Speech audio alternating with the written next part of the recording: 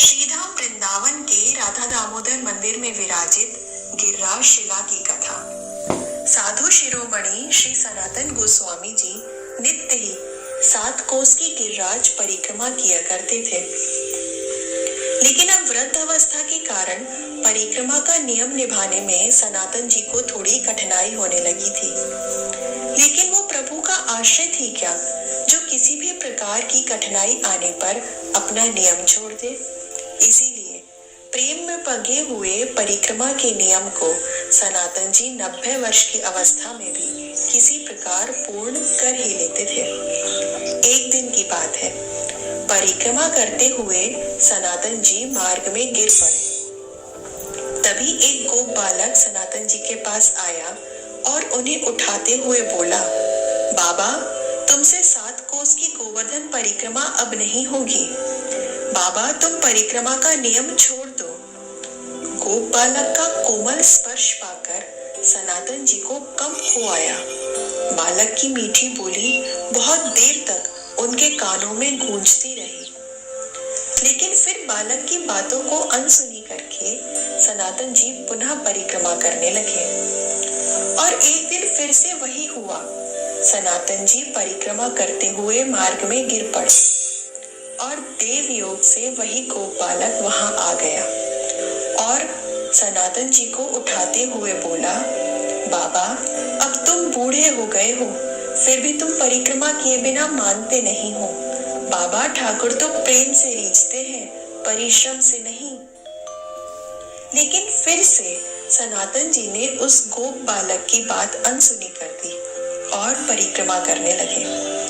लेकिन इस बार सनातन जी एक संकट में पड़ गए। सनातन जी के हृदय में उस गोप बालक की मधुर मूर्ति गड़ सी गई। सोते जागते उठते बैठते सनातन जी को उसी बालक की याद आने लगी। जब जब वे ध्यान में बैठते तब तब उस बालक की छवि उनके नेत्रों के सामने नाचने लगती। एक दिन की बात है, जब सनातन जी उस गोप बालक की स्मृति में खोए हुए थे, तभी सहसा उनके मन में स्पंदन सा हुआ और नई स्फूर्ति सी हुई।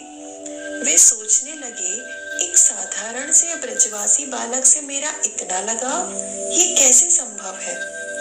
उस बालक में इतनी शक्ति कि मुझ वयोवृद्ध तपोवृत्त वैरागी के मन को अपने इतने वश में कर ले कि मैं अपने इष्ट तक का ध्यान न कर सकूं। नहीं नहीं, वो कोई साधारण बालक नहीं हो सकता।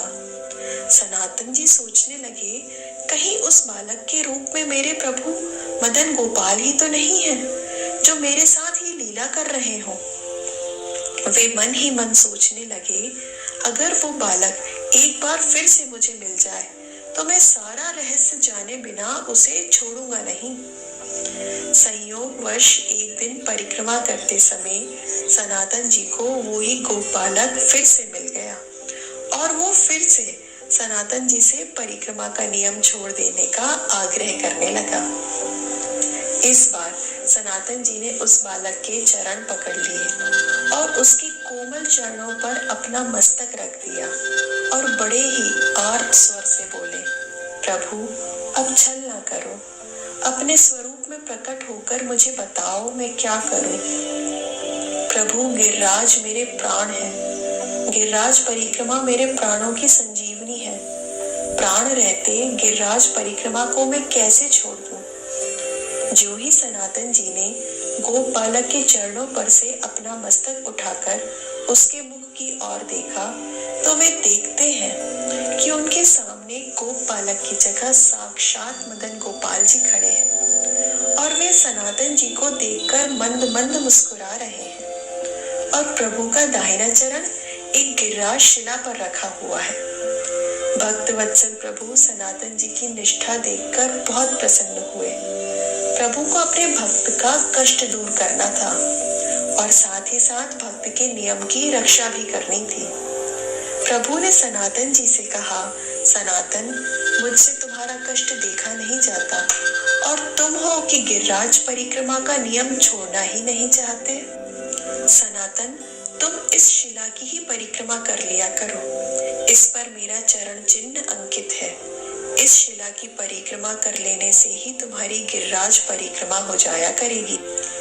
इतना कहकर मदन गोपाल जी अंतर्ध्यान हो गए। सनातन जी मदन गोपाल जी के चरण चिन्ह वाली उस शिला को भक्ति पूर्वक सिर पर रखकर अपनी कुटिया में ले आए और उसका अभिषेक किया और नित्य ही शिला की परिक्रमा करने लगे।